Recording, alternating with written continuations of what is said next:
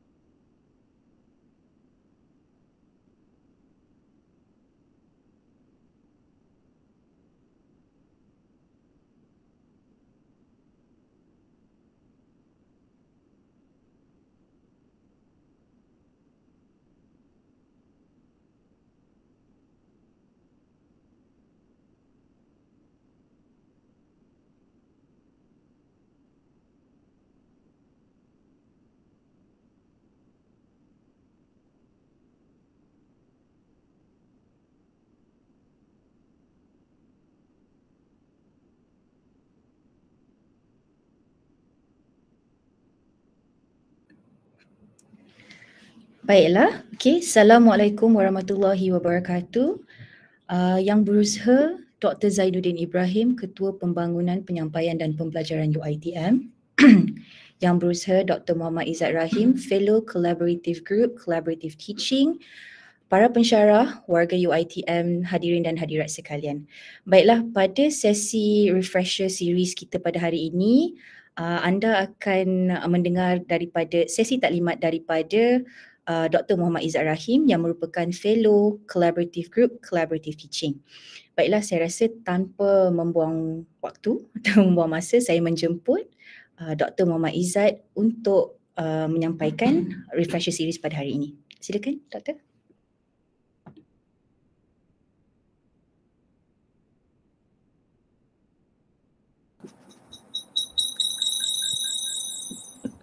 Alright, Assalamualaikum warahmatullahi wabarakatuh. So, Bismillahirrahmanirrahim. So, Assalamualaikum warahmatullahi wabarakatuh dan salam sejahtera diucapkan kepada hadirin dan hadirat sekalian. Terima kasih kerana meluangkan sedikit masa pada petang ini untuk mengikuti sedikit penerangan dan juga mungkin perbincangan lah refresher series daripada CIDL ini. Jadi sebelum kita mulakan sesi petang ini, izinkan saya untuk memperkenalkan diri terlebih dahulu. So saya Dr. Muhammad Izzat Rahim daripada Akademi Pengajian Bahasa Pusat Asasi UiTM. Dan saya juga selaku fellow yang diberi amanah untuk mengendalikan collaborative group, collaborative teaching. Jadi untuk petang ini, saya akan menerangkan serba sedikit mengenai collaborative teaching dan mungkin pada penghujungnya kita mungkin boleh meluangkan sedikit masa sekiranya ada persoalan, pertanyaan daripada hadirin sekalian ya. Alright, so tanpa membuang masa, saya akan pergi kepada slide saya ya. Okay. Bergerak ya slide. Okay. So, hadirin sekalian, seperti yang kita semua tahu, di bawah CIDL terdapat banyak kumpulan kolaboratif ataupun dalam bahasa Inggeris dipanggil collaborative groups lah, lebih dikenali sebagai CG ya. Terdapat banyak CG di bawah CIDL ni, ada artificial intelligence, blockchain, big data dan lain-lain. Dan pada petang ini saya selaku fellow collaborative teaching. Jadi dia punya abbreviation ya ialah CGCT. So bagi yang pertama kali mendengar ataupun yang kurang arif mengenai ini, bila kita nampak CGCT itu bermaksud collaborative group yang merujuk kepada collaborative teaching, CGCT ya. Dan seperti saya katakan tadi, ada banyak lagi lah collaborative groups yang lain, itulah virtual reality dan lain-lain. So saya dipertanggungjawabkan untuk mengetuai collaborative group, collaborative teaching. Jadi pada petang ini saya nak terangkan serba sedikit lah mengenai collaborative teaching ini.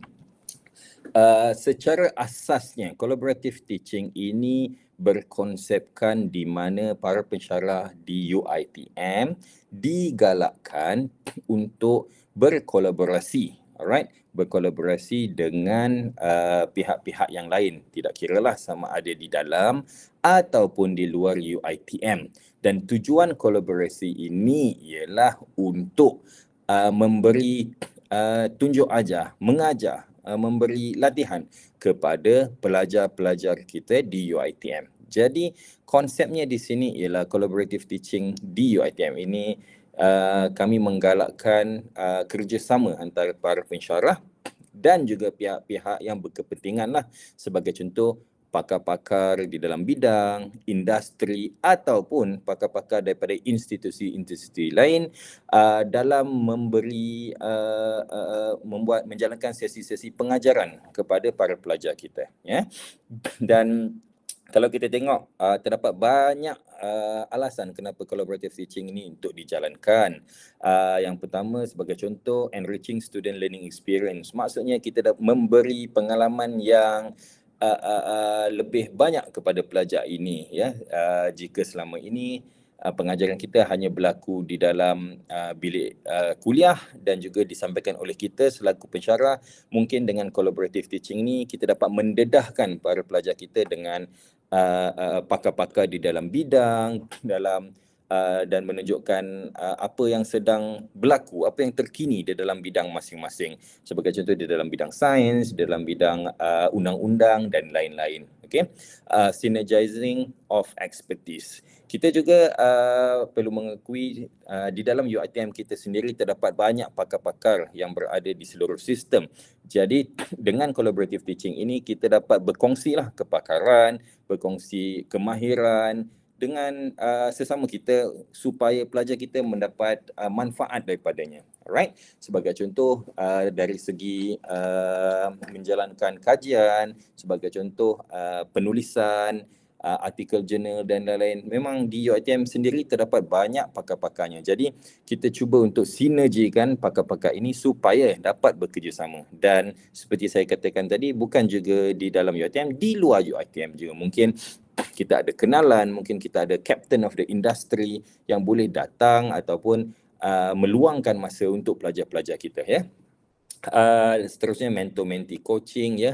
Mungkin di dalam grup collaborative teaching tu yang projek-projek yang dijalankan tu terdiri daripada pensyarah-pensyarah senior dan juga pensyarah-pensyarah yang baru melaporkan diri. Jadi ini juga dapat menjadi satu platform untuk mentor-mentee lah, di mana pensyarah-pensyarah sini ni dapat menunjuk ajar para pensyarah yang baru ini dalam selok-belok pengajaran dan lain-lain. Okay, optimizing the resources, reducing number of PTFT itu mungkin dalam masa jangka panjang, dan juga allowing innovation in teaching and learning. So apa yang kita boleh katakan di sini, di dalam collaborative teaching ini, projek-projek yang dijalankan ini secara umumnya dapat memberi manfaat kepada UiTM, memberi manfaat kepada para pensyarah, dan paling penting memberi manfaat kepada our main client lah, kita boleh panggil, ya, pelajar-pelajar kita.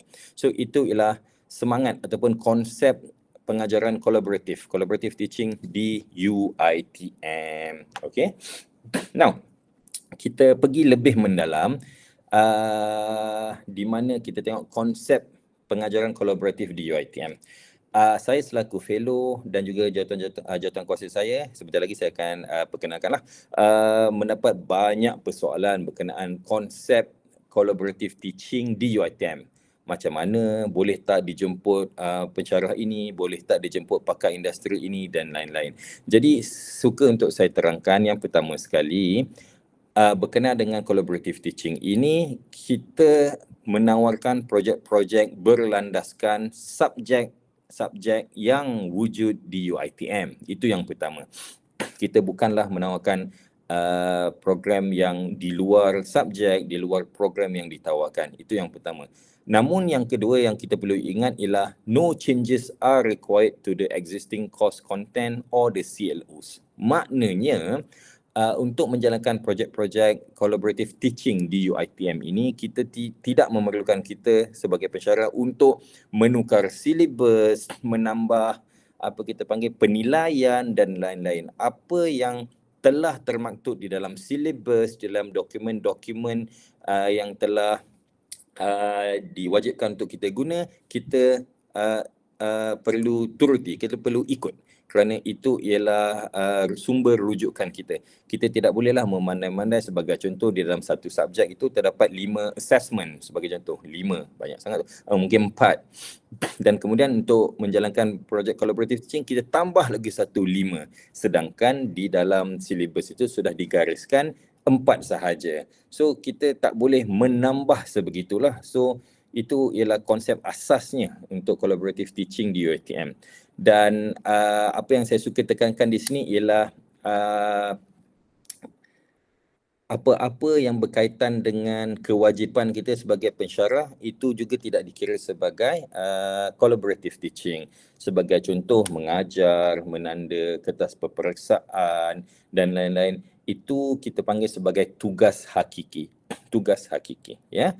Namun apa yang kita boleh lakukan di sini bagi projek-projek collaborative learning, collaborative teaching ialah kita boleh mengambil sedikit inisiatif dengan mungkin merubah sedikit bentuk-bentuk penyampaian, bentuk-bentuk penilaian tu. Sebagai contoh, sekiranya selama ini pensyarah menyampaikan syarahan di bilik kuliah sahaja, alright? Pensyarah menyampaikan kuliah di bilik kuliah. Tetapi untuk menjalankan collaborative teaching, mungkin kita boleh panggil pakar-pakar daripada industri untuk menerangkan sesuatu bab kepada pelajar kita. So, instead of the lecturer yang menyampaikan kepada pelajar, kita panggil pakar industri untuk menerangkan kepada pelajar bagaimanakah proses-proses tertentu berlaku di dalam industri, apakah yang mereka perlu tahu, apa yang mereka perlu cakna dan lain-lain. Jadi itu konsep sebegitu kita boleh terima sebagai collaborative teaching. Kita menambah sedikit inisiatif. Bukanlah mengubah silibus, bukanlah mengubah apa kita panggil apa yang telah digariskan, alright, kepada kita semua, right? Dan berkaitan dengan our collaborator, okay, dengan siapa kita boleh bercollaborate. So di sini collaborator kita skopnya luas lah. Yang pertama sekali kita boleh berkolaborasi dengan, sebagai contoh, pensyarah-pensyarah yang berada di dalam jabatan kita, di dalam fakulti kita, di kampus kita ataupun di fakulti-fakulti lain. Makna kata pensyarah-pensyarah yang berkaitan di seluruh UiTM kita boleh panggil sebagai kita punya collaborator, sebagai pakar-pakar kita, ataupun daripada industri-industri bukan institusi-institusi lain ya. Yang kedua ialah industrial players. Terdapat pelbagai bidang di dalam UiTM dan bidang-bidang ini saya pasti ada pemain-pemain industrinya. Sebagai contoh peguam, doktor dan lain-lain lah, jurutera dan lain-lain. So ini kita panggil industrial players. So mereka juga boleh dikira sebagai expert yang kita boleh berkolaborasi untuk menjalankan projek collaborative teaching ini ya. Dan yang terakhir sekali, individual with extensive knowledge, skills and abilities in certain fields. Terdapat juga individu-individu di luar sana yang mungkin apa kita panggil tidak mempunyai kelulusan formal yang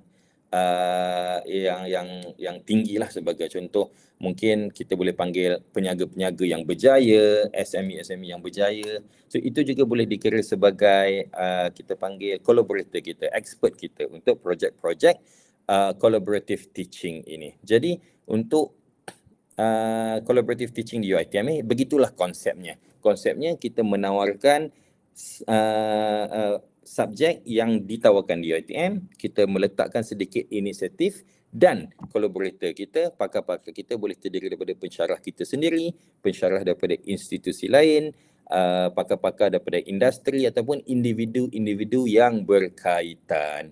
So itulah konsep collaborative teaching di UiTM. Setakat ni itulah yang telah dipersetujui ya. Alright. The collaboration can be in terms of, kolaborasi ini boleh berjalan dalam pelbagai bentuk.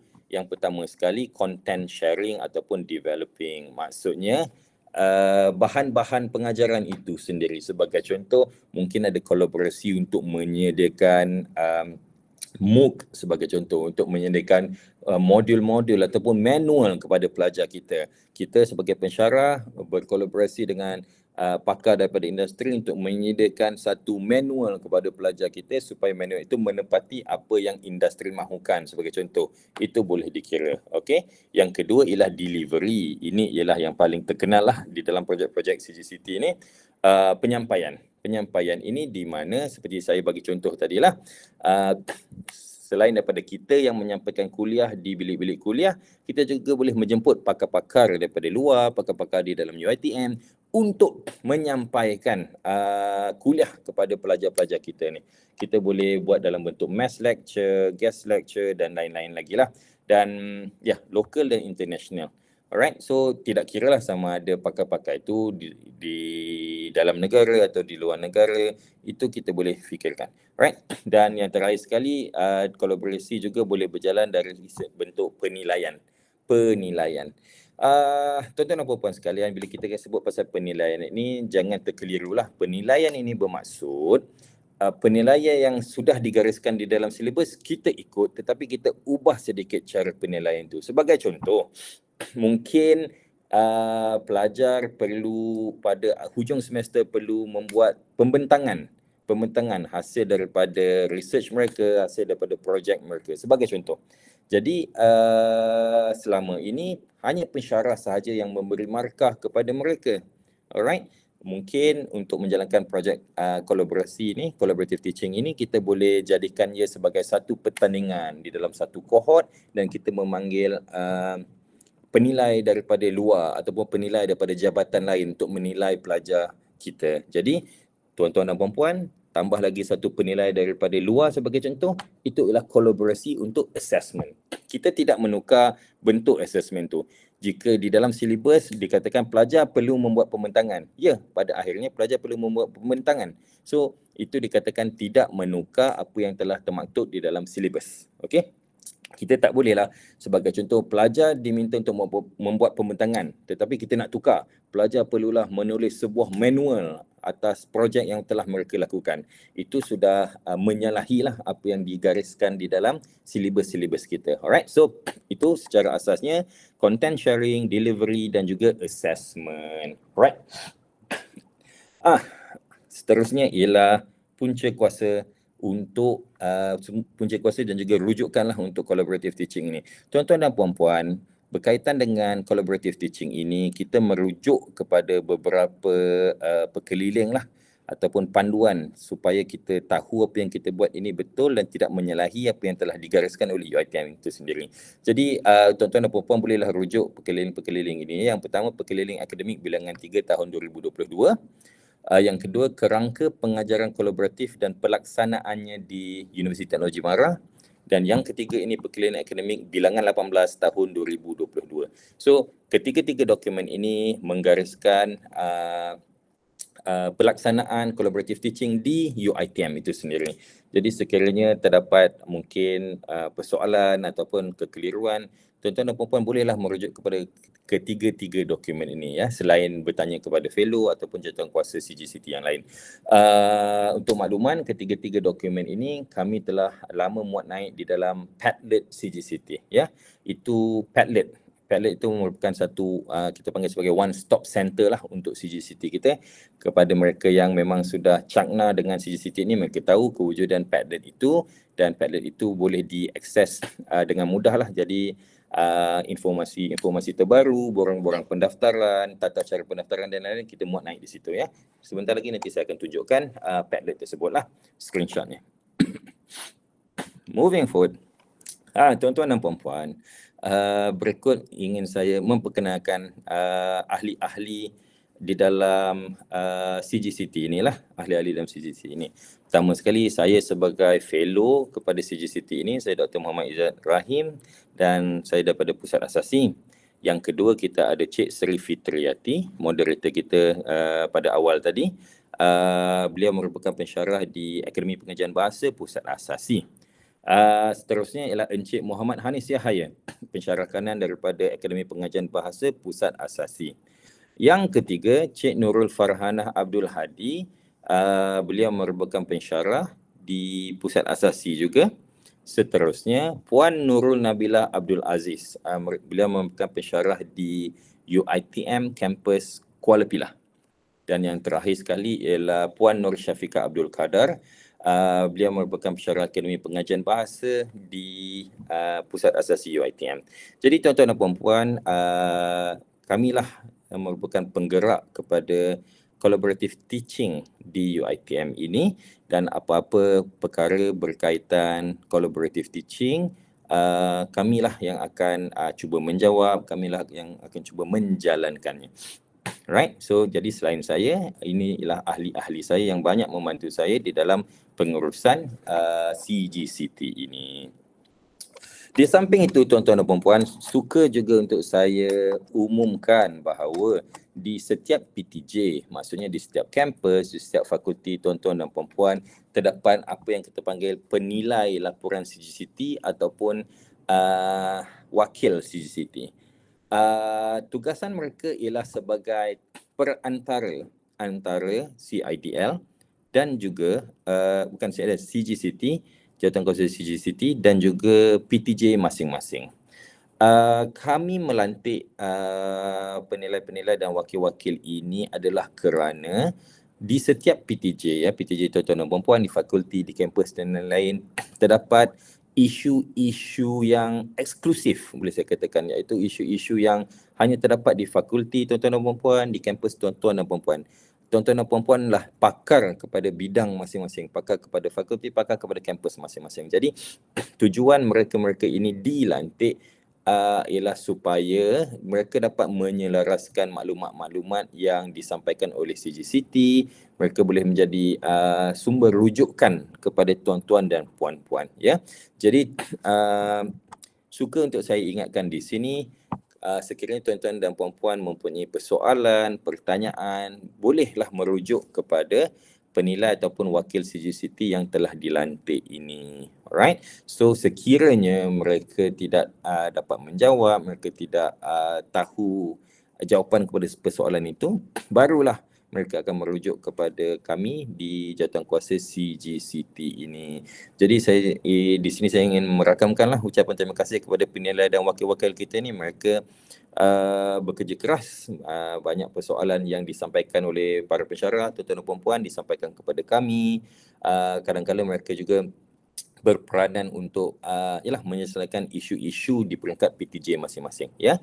Jadi itulah serba sedikit cara komunikasi CGCT ini, alright, dengan PTJ-PTJ yang terdapat di seluruh sistem. Alright. So Jawatankuasa CGCT dan kemudian kita ada penilai ataupun wakil CGCT di setiap PTJ. So saya harap tuan-tuan dan puan-puan jelaslah mengenai kita panggil apa, cara perhubungan kita ni. Sebab kadang-kala ada juga yang tak tahu nak tanya siapa ya kalau ada berkaitan CGCT ni dan lain-lain. Jadi bolehlah rujuk kepada senarai ini dan cuba hubungi wakil-wakil kita ni dulu. Bagi wakil-wakil yang sudah berpengalaman, mereka boleh membantu tuan-tuan dan puan-puan untuk menyelesaikan masalah ataupun menjawab persoalan-persoalan yang ditanyakan. Okey. Yang seterusnya, ini menarik. Apa hubungan collaborative teaching dan juga LNPT kita lah? Soalan yang sering ditanya setiap kali hujung tahun. Okey. Merujuk kepada Perkeliling Akademik Bilangan 18 tahun 2022, tuan-tuan dan puan-puan, collaborative teaching ini terletak di bawah ini, kualiti pencapaian untuk grade 54 atau ke bawah. Kami masih menggunakan screenshot grade 54 ke bawah ini. Kami tahu ada apa kita panggil penamaan grade yang terbaru tu kan.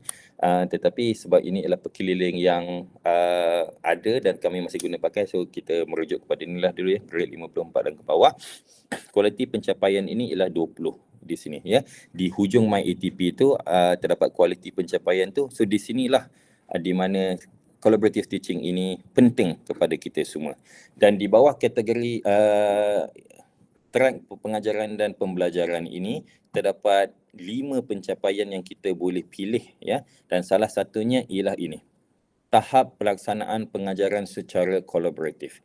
Jadi suka untuk saya ingatkan di sini tuan-tuan dan puan-puan, projek-projek yang tuan-tuan puan-puan jalankan semasa semester itu dengan pelajar, dengan kolaborasi itu, kepentingannya ialah terletak di sini. Sekiranya tuan-tuan dan puan-puan menjalankan dengan jayanya sehingga mendapat sijil dan tahap pencapaian itu adalah 5. Jadi tuan-tuan dan puan-puan bolehlah letak di sini pencapaian 3 ini dengan markah penuh 5. Alright, 5. So bila berbicara mengenai collaborative teaching, di sinilah di mana refleksi hasilnya nanti pada hujung tahun ya. Dan saya juga suka untuk merujuk kepada jadual kualiti pencapaian ini. Ya, ini terdapat di Perkeliling Akademik Bilangan 18 tahun 2022. Bukan semua projek yang dinilai dan mendapat sijil boleh meletakkan markah 5, markah penuh di sini. So jadi di sini saya mohon tuan-tuan dan puan-puan untuk cakna sedikitlah sebelum menjalankan projek, sebelum merancana apa-apa projek CGCT, make sure pastikan tengok dulu jadual ni supaya tuan-tuan dan puan-puan boleh mencapai band 5 ini, markah 5 ini, ya. Sebab ada projek-projek yang dijalankan penuh dedikasi, tetapi pada hujungnya markah yang diberi ialah 2 atau 3 saja. Bagi saya agak kerugian di situ. Jadi tuan-tuan dan puan-puan boleh merujuk ke sini. Sebagai contoh, untuk grade 41, 45, sekarang grade apa ya? 11 11.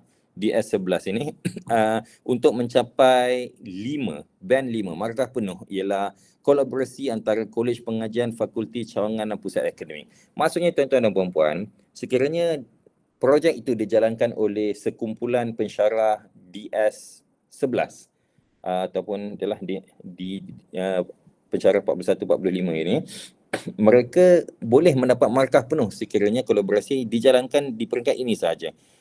Sebagai contoh, pensyarah di kampus Dungun sebagai contoh berkolaborasi dengan pensyarah di kampus Seremban contohnya, ataupun fakulti antara dan juga fakulti. So sekiranya kesemua ahli kumpulan ialah grade 41 dan 45 ini, mereka boleh mendapat markah penuh. Namun sekiranya di dalam kumpulan itu terdapat pensyarah kanan iaitu DS13 sekarang, jika tahap kolaborasi itu ialah dijalankan antara kolej pengajian, fakulti cawangan, pusat akademik, bandnya hanya 4 sahaja. Jadi di sini bagaimana untuk mendapat band penuh? Perlulah menjalankan program yang berkolaborasi antara universiti tempatan. Sebagai contoh, kita di UiTM berkolaborasi dengan mungkin pensyarah dari Universiti Putra Malaysia, UPM, Universiti Kebangsaan Malaysia. Itu barulah boleh dikira sebagai band 5. Ya? So, di sini lagi sekali suka untuk saya ingatkan tuan-tuan dan puan-puan, rujuklah Perkeliling ini dan tengoklah jadual ini, simpanlah di mana-mana di pejabat, di dalam handphone, supaya bila tiba masanya untuk membuat collaborative teaching ini, pastikan kita pergi kepada band yang paling besar, inilah band 5 ini. Kerana saya khawatir sekiranya kita menjalankan projek tanpa merujuk ini, pada hujungnya kita mendapat band 3, band 4, bukan markah penuh di situ. Dan saya faham projek-projek yang dijalankan ni ada antaranya memerlukan masa, tenaga dan setengahnya memerlukan kewangan kita sendiri. Jadi adalah tidak macam mana saya katakan, seronok lah. Pada hujungnya kita hanya mendapat band 3 ataupun band 4 mungkin, ya. So kita cuba daya upaya untuk memastikan semua di dalam kumpulan kita itu, di dalam kumpulan collaborative teaching kita itu mendapat band 5. Jadi lagi sekali saya ingin tekankan tuan-tuan dan puan-puan yang ingin menjalankan collaborative teaching, rujuklah jadual ini, ya. 41, 45, 51, 52, 53, 54 dan juga VK. Sekiranya ada antara profesor-profesor kita ingin menjalankan collaborative teaching, rujuklah ini, ya. Kerana kita berusaha untuk mendapatkan band 5.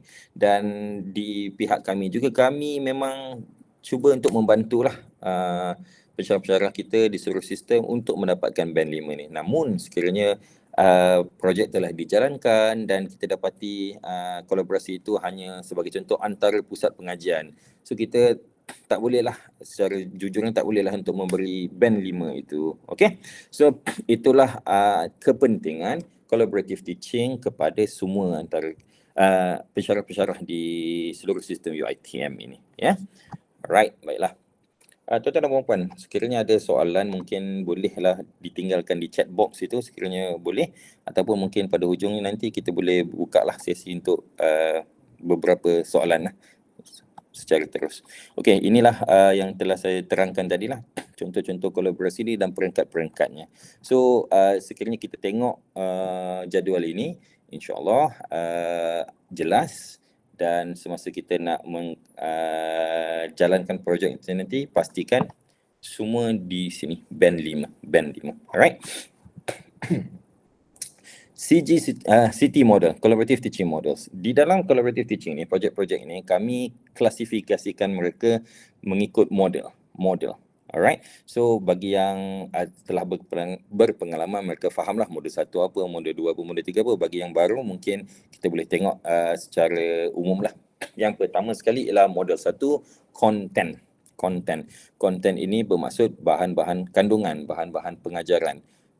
Projek-projek kolaborasi yang boleh dijalankan di sini ialah pembangunan kandungan itu sendiri.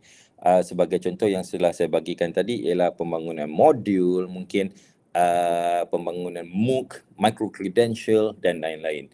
Dan di sini kita bolehlah menjemput expert seperti pensyarah, pemain industri ataupun individu-individu yang berkelayakan untuk membangunkan modul-modul ini bersama kita. Suka untuk saya ingatkan di sini, konten ini bermaksud yang tidak digariskan secara khusus di dalam silibus.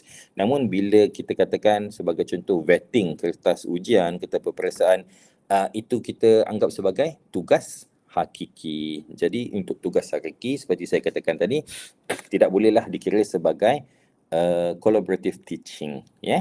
So itu ialah pembangunan konten. Untuk model 2, ya, yang paling terkenal lah sebab banyak projek-projek yang kami terima setiap semester ialah berdasarkan model 2, penyampaian. So model penyampaian ini terkenal kerana bagi saya agak mudah. Kita jemput pensyarah tamu, kita jemput pakar-pakar industri ataupun individu-individu berkelayakan untuk menjalankan sesi penyampaian. Okey, penyampaian ini boleh dijalankan dari segi sebagai contoh syarahan, tutorial. So apa yang penting di sini ialah kita jemput pakar dan mengajar kita punya pelajar itulah. Dan sekali lagi expert-expertnya, lecturer, industrial practitioner ataupun individual. Jadi secara umumnya yang banyak dijalankan ialah projek-projek yang menjemput pensyarah tamu lah daripada luar. Ada yang menjalankan webinar, ada yang membuat seperti forum, podcast dan lain-lain.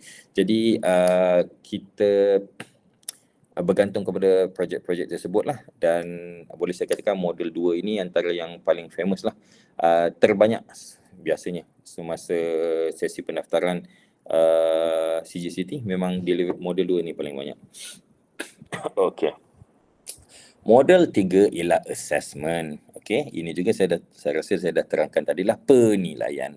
Suka saya ingatkan di sini, penilaian ni bukan bermaksud kita mencipta penilaian baru, tetapi kita mengubah sedikit cara penilaian itu dijalankan. Sebagai contoh yang saya katakan tadi, kita boleh mengubahlah penilaian itu daripada hanya classroom assessment, kita buat menjadi sedikit mungkin pertandingan ya, ada sedikit reward kepada pelajar kita supaya mereka lebih bermotivasi untuk menyelesaikan tugasan mereka. Okay, lepas tu kita jemput pakar-pakar daripada luar lah. Sebagai contoh mungkin kita boleh jemput pakar dalam bidang bisnes sebagai contoh, pakar dari bidang undang-undang untuk menilai hasilan-hasilan pelajar kita ni, produk-produk pelajar kita ini. Tetapi di sini ya, model 3 assessment ni suka untuk saya ingatkan, kita tidak boleh lepas tangan 100% dengan proses penilaian ini kepada pakar-pakar ni lah, kerana kita perlu juga bertanggungjawab untuk menilai pelajar kita. Jadi apa yang saya boleh cadangkan di sini ialah kita buat average, okay, markah daripada kita, markah daripada penilai jemputan, dan kita akan averagekan markah tersebut. So dari di situ kita boleh mendapat markah akhir kepada pelajar-pelajar kita inilah. So kerana penilaian juga merupakan satu tugas hakiki, tetapi kita tweak sikit, kita letak inisiatif sikit, di mana kita minta juga kerja-kerja atau hasilan pelajar kita ni dinilai oleh pakar-pakar daripada luar lah, daripada universiti lain, daripada industri dan lain-lain. So itu ialah model asas. Model 1 ialah content, model 2 ialah penyampaian, model 3 ialah penilaian, assessment. Dan model-model seterusnya ialah hanya gabungan antara 3 model asas inilah. Seperti yang kita tengok, model 4, content dan delivery. Model 5, content dan assessment. Model 6, delivery dan assessment. Dan yang paling saya rasa paling hebat sekali lah, kalau sekiranya tuan-tuan puan nak jalankan, content, delivery dan assessment. Cuma suka untuk saya ingatkan di sini tuan-tuan dan puan-puan, sekiranya tuan-tuan puan-puan memilih model-model yang bercampur ni lah 4, 5, 6 dan 7 ini, pastikan tahap kolaborasi di setiap apa kita panggil model-model ini ialah yang paling tinggi. Sebagai contoh, kita ambil content dan juga assessment. Content delivery, content assessment, delivery dan assessment lah. Okay, delivery dan assessment contohnya. So, delivery sebagai contoh, tuan-tuan dan puan-puan menjemput pakar daripada industri. Namun bila assessment, tuan-tuan dan puan-puan menjemput pensyarah daripada jabatan lain sahaja. Jadi di situ level kolaborasi itu, tahap kolaborasi itu berbeza. Jadi ini akan menyukarkan sedikit penilai kita lah nanti untuk melihat untuk memberi markah kepada projek-projek kita ni. Perlukah diberi band penuh ataupun band 3, band 4 begitu. So kalau boleh tuan-tuan dan puan-puan yang ingin menjalankan collaborative teaching menggunakan model-model campuran ini, boleh memastikan supaya sebagai contoh delivery industri, assessment juga tahapnya industri kolaborasinya. Supaya kita jelas di situ, kita boleh mendapat markah penuh. Kita boleh cakap okey, kita dah mencapai band tertinggi dan markah tertinggi boleh diberikan kepada projek tuan-tuan dan puan-puan. Okey. Ada lagi 15 minit Okey. Other matters pertaining to CGCT. Ini juga antara beberapa details yang saya mohon tuan-tuan dan puan-puan cakna Yang pertama sekali, project leader must be a permanent academic staff of UiTM. Yang paling penting ketua. Ketua perlulah pensyarah tetap di UiTM. Ini paling penting. Namun bagi project members, ahli-ahlinya, ia boleh terdiri daripada pensyarah tetap, pensyarah kontrak, pensyarah PTFT, atau juga pensyarah daripada institusi lain ataupun pakar-pakar daripada industri. Ia bergantung kerana kadang-kala ada juga pensyarah dari institusi lain sebagai contoh. Mereka memerlukan apa kita panggil sijil-sijil sebegini. Mungkin bagi mereka sijil CGCT ini penting bagi institusi mereka. Jadi mereka nak jadi project members. Boleh, tak ada masalah. Kita juga boleh menjemput rakan-rakan kita yang berstatus kontrak, yang berstatus PTFT untuk membantu, untuk menyumbang dalam projek-projek kita ini. Dan the number of project members including project leader cannot exceed 6 people. Maksudnya di sini ialah satu ketua dan 5 ahli sahaja. So maksimum ialah 6 orang sahaja di dalam satu projek. Kenapa kita limitkan 6 sahaja? Kerana kami tidak mahulah satu projek itu dijalankan 15 ahli, 10 ahli, di mana projek itu hanyalah projek webinar sahaja sebagai contoh kan, agak simple. Jadi mungkin akan ada sedikit isu lah di situ, di mana ada yang buat kerja, ada yang tak buat kerja dan lain-lain. Kita sebab itulah kita apa kita panggil limitkanlah, terhadkan bilangan ahli kumpulan itu So maksimum hanyalah 6 orang. Dan yang paling penting tuan-tuan dan puan-puan, project collaborative teaching ini perlulah target audience-nya perlulah terdiri daripada pelajar UiTM. Pelajar UiTM. Right, sepenuh masa. Pelajar UiTM. Kita tidak mahu projek-projek yang dijalankan ini memberi manfaat hanya kepada sebagai contoh community, kepada lain-lain lah. Bukan tidak boleh, tetapi mungkin kita boleh letakkan di projek-projek lain lah. Kita boleh letakkan projek di bawah projek-projek lain ataupun mungkin di bawah CT lain lah, bukan di bawah collaborative teaching. Kerana collaborative teaching ini fokusnya ialah to serve our main client, which is our students lah, pelajar-pelajar kita sahaja. Okay. Apa lagi?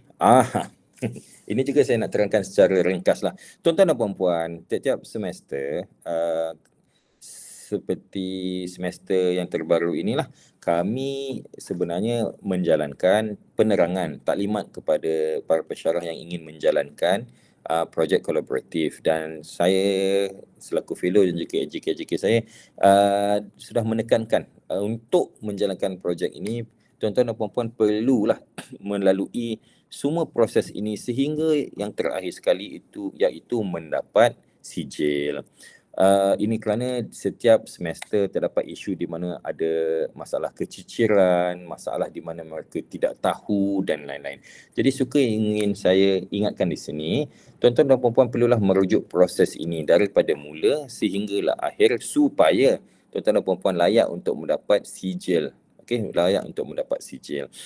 Okey, saya terangkan perkara-perkara yang penting sajalah. So, yang pertama sekali, of course, form a group, memilih subjek yang berkenaan, memilih implementation level, nak tahap sesama jabatan, tahap antara universiti, antara industri, lokal atau international, choose model 1, 2, 3 sehingga 7 tadi. Lepas itu, yang paling penting pertama sekali ialah fill up the registration form, mengisi borang pendaftaran. Borang pendaftaran itu ada diletakkan di Padlet di dalam bentuk PDF di situ. Jadi isi. Okey. Kemudian dapatkan tanda tangan team members, dapatkan tanda tangan relevant authorities lah yang memberi kebenaran lah, terutamanya RP ataupun timbalan dekan ataupun timbalan rektor. Kemudian ni yang hijau kedua ni, tuan-tuan dan puan-puan, ini ialah antara perkara yang selalu tertinggal lah. Setelah borang itu diisi, tuan-tuan dan puan-puan perlulah menghantar borang itu melalui Google Form yang telah kami sediakan. Okey, sekiranya isi sahaja tapi tidak dihantar, itu bukanlah pendaftaran yang lengkap. Itu bukanlah pendaftaran yang lengkap ya. Saya rasa di step nombor 2 ni lah, hijau nombor 2 ni banyak yang tertinggal di sini. Okey, setelah menghantar melalui Google Form ini, kami akan proses apa yang dipanggil CGID. CGID ini merupakan nombor pendaftaran tuan-tuan dan puan-puan yang akan digunakan sehinggalah pada penghujungnya itu penghasilan sijil itu. Okey. Setelah hantar, projek boleh dijalankan, tak perlu tunggu CGID ni pun, sekiranya sudah hantar Google Form ni boleh terus. Dan yang terakhir sekali, compile evidence dan submit laporan-laporan ni.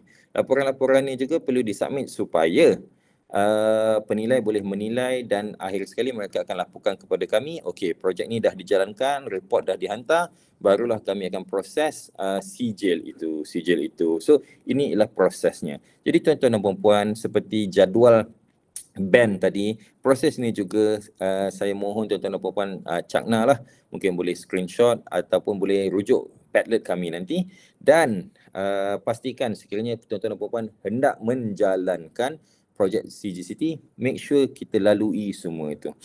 Mungkin nampak sedikit panjang lah, ada yang memberi pendapat bahawa susah lah, leceh dan lain-lain, tapi setakat ini di pihak kami rasa inilah antara perkara-perkara yang diperlukan lah. Sebagai contoh, mendapat consent team member, mendapat approval relevant authorities sebagai contoh. Ini penting kerana kami tak mahu isu perebutan kod, perebutan subjek, perebutan kumpulan pelajar sebagai contoh kan.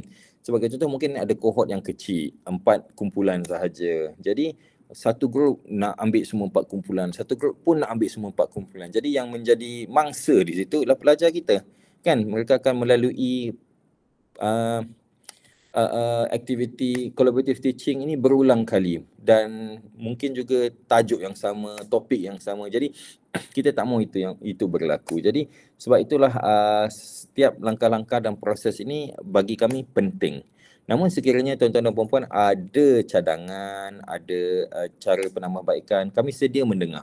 Bolehlah menghubungi saya sebagai fellow ataupun ahli jawatankuasa kami. Kita boleh duduk dan berbincang, dan sekiranya ada kepakaran-kepakaran yang lain, sebagai contoh tengok Google Form lah, ini tak kurang secure, tak selamat, susah. Mungkin ada sistem developer ke yang mungkin nak menolong kami alu-alukan. Okey, kami sentiasa terbuka kepada cadangan, dan benda-benda ini semua ialah ongoing proses. Maksudnya jika ada penambahbaikan yang perlu dilakukan, kami akan lakukan. Okey, so bergantung kepada feedback tuan-tuan dan puan-puan juga ya. Sekiranya ada idea, datang kepada kami. Alright. Sedikit lagi isu exemption. Ini juga menimbulkan kekeliruan pada semester lepas terutamanya.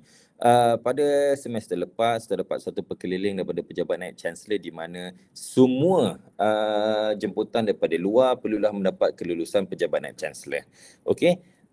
Dan Dr. Zainuddin telah meneliti perkara ini dan beliau mendapati perkara ini akan menjadi sedikit sukar kepada kita, terutamanya collaborative teaching lah. Jadi kita telah berjaya mendapatkan pengecualian, lantikan penceramah, facilitator, pakar perunding, pelatih untuk collaborative teaching, project collaborative teaching. Ini bermakna tuan-tuan dan puan-puan, ini bermakna ya, untuk projek collaborative teaching saja ya, bukan untuk projek lain, bukan untuk projek pelajar dan lain-lain. Untuk projek collaborative teaching, sekiranya kita hendak menjemput kita punya expert, pakar-pakar kita, tidak perlulah melalui pejabat Naib Chancellor, tidak perlu mendapat kelulusan Naib Chancellor. Ini suratnya. Salinan suratnya ada diletakkan di dalam Padlet, sekiranya tuan-tuan puan-puan mahu rujuklah. Namun suka untuk saya ingatkan, apa-apa SOP yang telah ditetapkan di PTJ masing-masing. Sebagai contoh, Timbalan Dekan menyuruh setiap projek CGCT ini untuk memberi senarai jemputan sebelum diluluskan dan lain-lain. Itu ialah di luar bidang kuasa kami lah kerana itu ialah bidang kuasa PTJ tuan-tuan dan puan-puan. Sekiranya Timbalan Rektor sebagai contoh meminta kertas kerja dilakukan, disediakan, dihantar, mendapat kelulusan, itu semua ialah arahan daripada PTJ masing-masing. Jadi kami di peringkat Jawatankuasa CGCT tidak mempunyai kuasa lah untuk melangkau ataupun untuk menidakkan arahan tersebut. Jadi apa yang kami ada, kami jalankan berdasarkan punca kuasa kami lah. Dan di sini untuk jemputan luar tidak perlu sehingga ke peringkat pejabat Naib Chancellor. Okey, so kita berbalik kepada apa yang telah diamalkan sebelum ni di PTJ masing-masing. Tuan-tuan dan puan-puan boleh berboraklah, bertanya kepada kawan-kawan di PTJ lain-lain bagaimana SOP mereka dan cadangkan kepada PTJ tuan-tuan dan puan-puan, ya. Okey. Dan yang terakhir sekali, CGCT Padlet. CGCT Padlet ini seperti saya katakan tadi ialah satu one-stop center kepada semualah.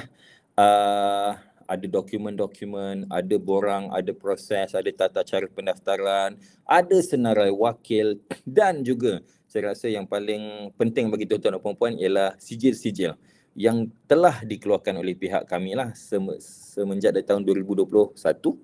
2021, sekiranya tuan-tuan dan puan-puan terfikir pernah buat lah tahun 2022 hari tu, sijil tak dapat ataupun sijil dah hilang, nak rujuk balik, bolehlah pergi ke Padlet kami dan cuba rujuk dulu. So selagi mana kapasiti penyimpanan kami ni masih mampu, kami akan letakkan di situ. Okey, letakkan di situ dulu. Okey. Jadi berkenaan CGCT ni bolehlah merujuk kepada Padlet kami. Apa-apa rujuk dulu. Kalau tak faham boleh tanya wakil ataupun penilai. Kalau tak faham juga boleh pergi kepada fellow ataupun ahli jawatankuasa CGCT. Alright. So inilah kepentingan Padlet ini. So sebarkan, war-warkan kepada semua supaya ahli, ketua dan siapa-siapa saja di PTJ tuan-tuan dan puan-puan cakna mengenai Padlet ini dan bolehlah berkongsi maklumat-maklumat di dalam ni. Kami cuba sedaya upaya untuk mengemas kini kandungan Padlet ini. Setiap kali ada maklumat-maklumat terbaru dan lain-lain. Mungkin terdapat sedikit kelewatan kerana kami semua terdiri daripada pensyarah lah. So kami cuba sedaya upaya, ada kesempatan kami akan kemas kini isi Padlet ni, ya. Okey. Apa lagi ya? Oh, dah habis. Thank you. Terima kasih kepada semua. Sekejap ya. Jadi saya rasa setakat itu sahaja penerangan dan slide daripada saya. Dan saya difahamkan ada beberapa soalan ya. Mungkin boleh kita rujuk, Encik Sri.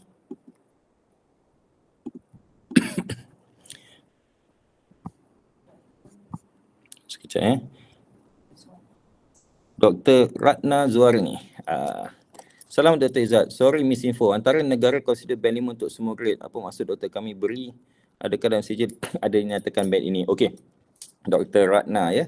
Dr. Ratna, untuk soalan ini, untuk sijil-sijil sebelum ini kami tidak meletakkan band ini kerana kami percaya para pensyarah semua boleh meletakkannya mengikut pencapaian masing-masing di tahap kolaborasi itu.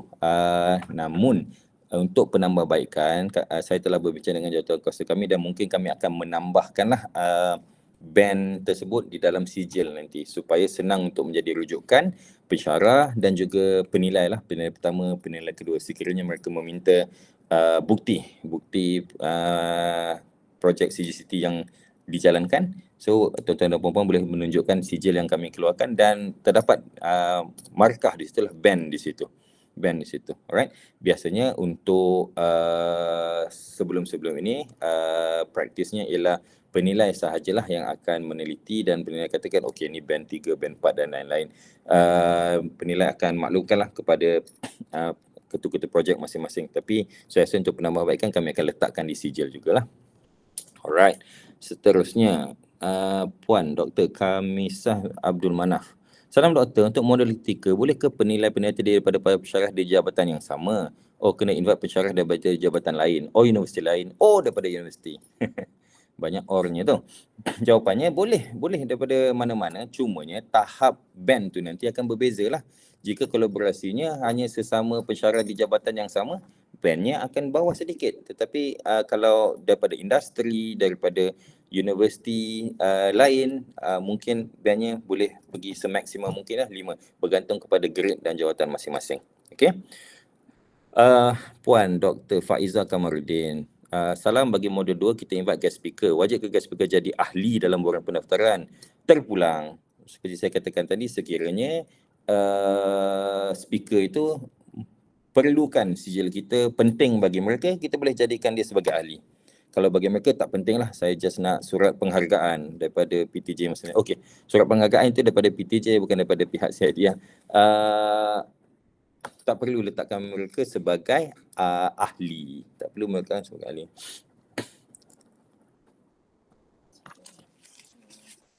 Guest speaker ada? Oh, okey. Guest speaker, bagi guest speaker nama mereka akan terpapar juga di dalam sijil-sijil kita lah. Sijil-sijil kita. Biasanya kita akan senaraikan di dalam sijil je lah. Okey, terima kasih. Kemudian Dr. Asmat Ismail. Assalamualaikum doktor. Jika sijil yang dipilih dalam modul 2 melibatkan pensyarah dalam fakulti yang sama, adakah pensyarah yang nanti tersebut dimasukkan sebagai ahli atau soalan saya lebih kurang samalah.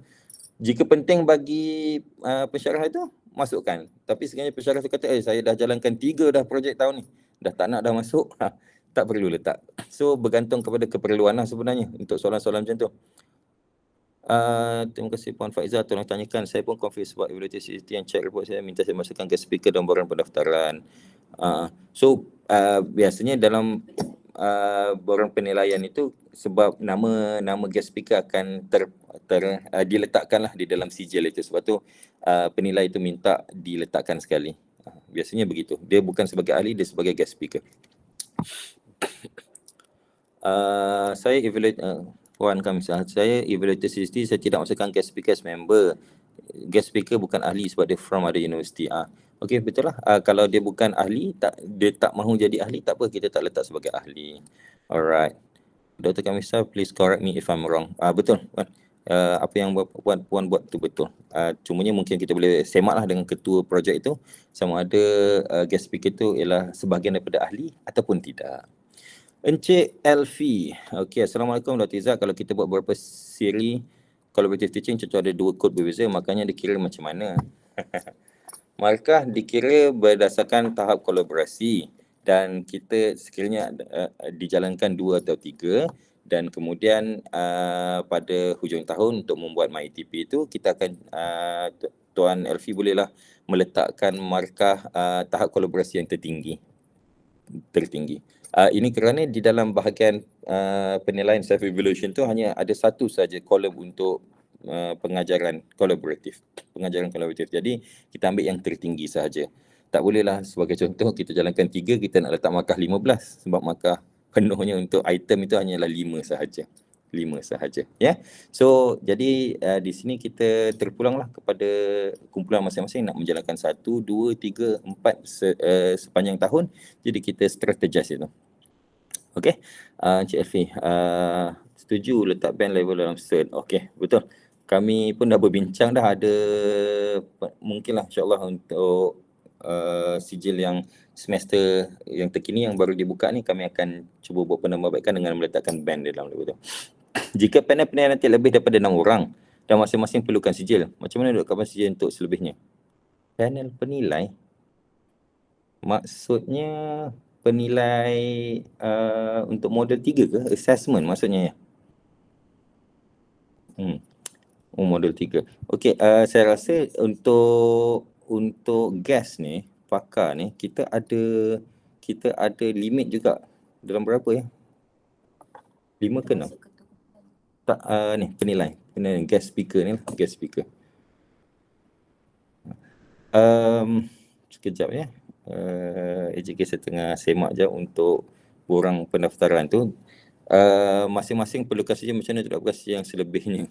Jika panel-panel dilantik lebih daripada 6 orang, sebab ahli memang 6 orang saja, dan nama guest speaker itu bukan sebahagian daripada ahli. Jadinya kalau ahli tu dah 6 orang, nama 6 tu akan keluar, dan guest speaker juga namanya akan keluar juga. Cumanya saya lupa limitnya berapa untuk guest speaker tu. 4 ya? 4. Jadi setakat ni saya rasa 4. Jadi apa yang saya boleh cadangkan di sini, mungkin kita boleh pecahkan projek itu kepada 2 projek. 2 projek. Maksudnya projek pertama 3 penilai, projek yang kedua 3 lagi penilai. Jadi di situ kita boleh dapatkan 2 projek dengan 3 penilai yang berbeza untuk model 3 itu. Alright. Penilai tu kita kira sebagai kita punya panel expert lah. Panel expert juga. Kita, yalah, the term tu kan. Penilai untuk model 3 tu, penilaian itu. Kita sebagai expert di situ lah. Itu yang dimaksudkan Dr. Asmat kan. Jadi saya rasa dia ada limit tu 4. Oh, 5. Oh, 5. Maaf, 5. Cik saya dah check 5. Limitnya ialah 5. Maksimumnya ialah 5. Sekiranya 6, saya cadangkan boleh pecah kepada 2 projek lah. Kita boleh dikira sebagai 2 projek lah sebab kita melibatkan penilai-penilai yang berbeza. Yang tak boleh ialah penilai yang sama, kita pecahkan 2 projek, 3 projek macam tu. Okey? Boleh ke guest speaker yang sama bagi 2 kod khusus berbeza? Waktu syarah yang sama kerana topik berkaitan kedua-dua kod khusus.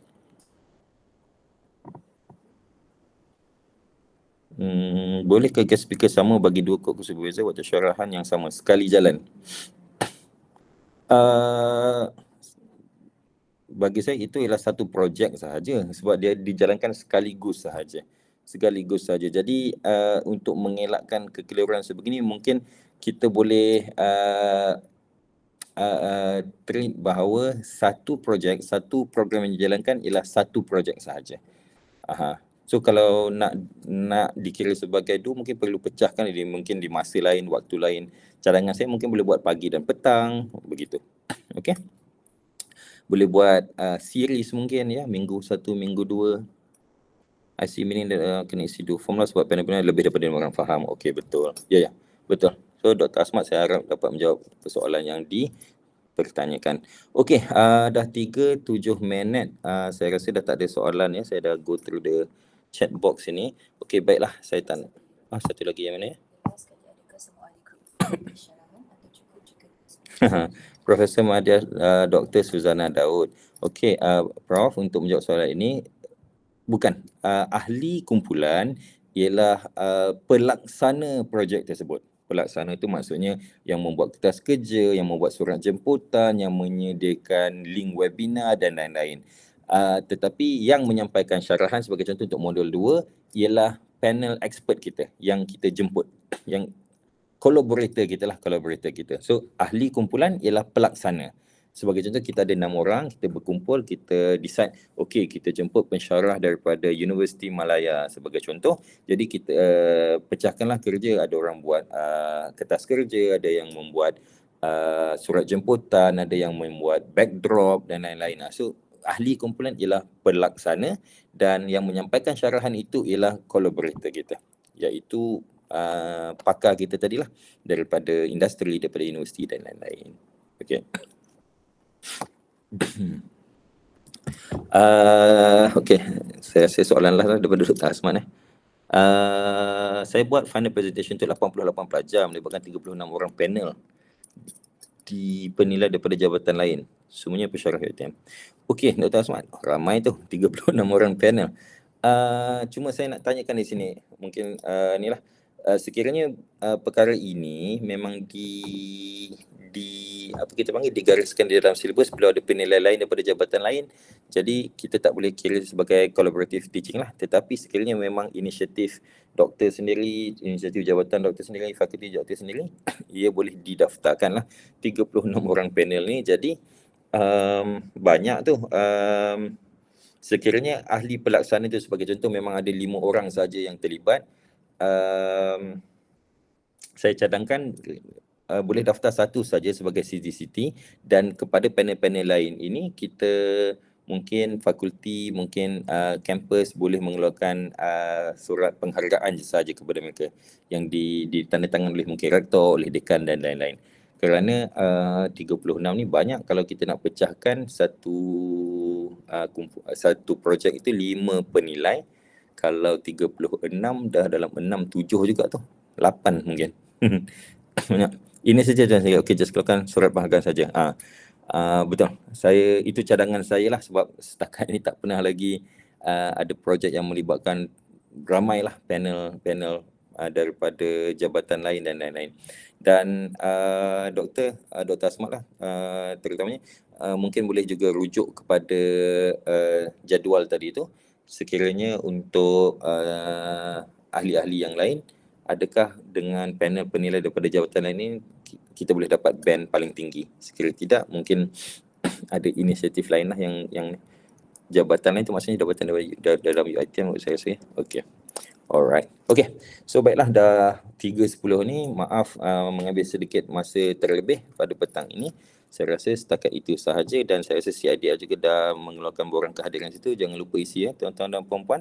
So setakat ini saja. Sekiranya ada apa-apa soalan, seperti saya katakan tadi, boleh tanyakan kepada wakil fakulti masing-masing. Boleh juga tanyakan kepada fellow ataupun jawatan kuasa CGCT itu sendiri. Ya. Saya rasa setakat itu sahaja. Terima kasih banyak. Assalamualaikum warahmatullahi wabarakatuh.